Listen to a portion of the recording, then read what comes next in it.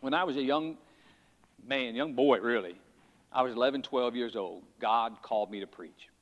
And I remember the preacher when he was preaching, and I remember when God called me. I can tell you right where I was sitting in the pew in my church when God called me. And man, it scared me half to death. And I said, not me.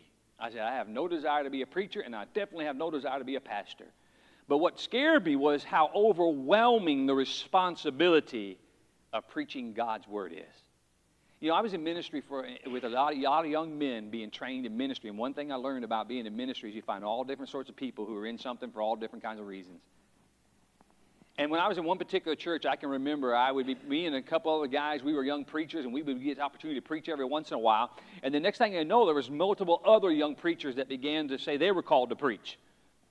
And some of them, I think, were genuinely called to preach. Some of them they saw us, and they saw that we sometimes were in the spotlight preaching, and we got recognition, and we got attention, and guess what they wanted? They wanted attention. But almost all those guys that I recognized who were doing it because there was something in it for them, none of them are preachers today.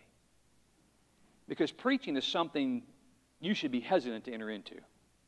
Being a pastor is something you should be hesitant to enter into. It is a grave responsibility. You have to understand the full scope and the weight of what you're being called to do.